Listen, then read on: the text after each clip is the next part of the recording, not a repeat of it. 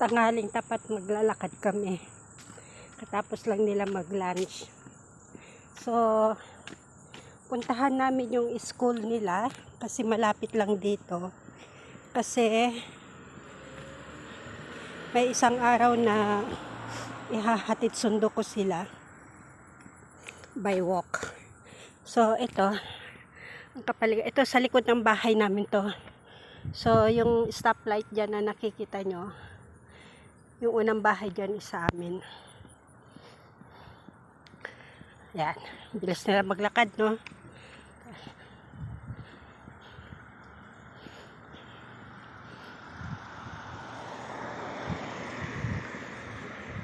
Yan. So, titignan natin kung gaano kalayo yung bahay, school from sa bahay. Ganito yung mga bahay dito. Talagang ano nila yung damo green. So talagang pinagkakaabalahan nila to, pinagkakagastusan. Kaninang umaga maulan eh. Buti nga tumigil yung ulan.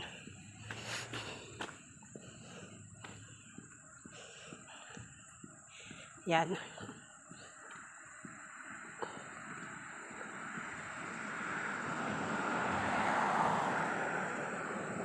Natin. Wala man lang kami dalang payong o sombrero. So, sige. Newspaper. Yan nila pinulot. Ewan ko kung gaano kalayo yung dito. Yung talagang titirhan namin. Randall Road.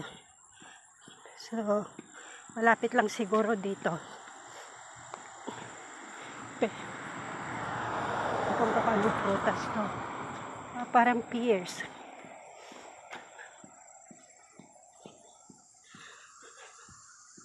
Ang init. Karamihan ganitong mga sasakyan. Iba't ibang kulay.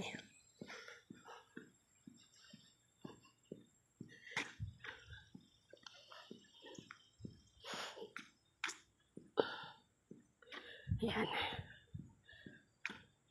Kasi kailangan mapag-aralan ko yung kung gaano kalayo at ilang minuto yung makukonsume sa paghatid at pagsundo. Rose.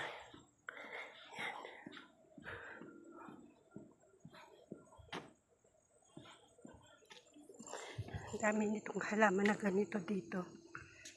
So,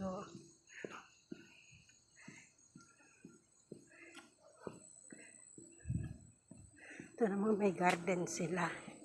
Instead na grass, garden. Ang bahay, oh, kikute. Mga bahay dito, karamihan parang paupahan eh.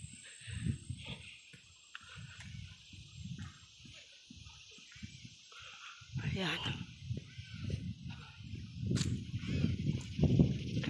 Mahangin, masarap yung simoy ng hangin. Malamig yung simoy ng hangin kahit na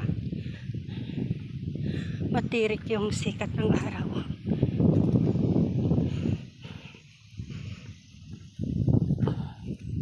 Yan, layo nila, ang bilis nila maglakad.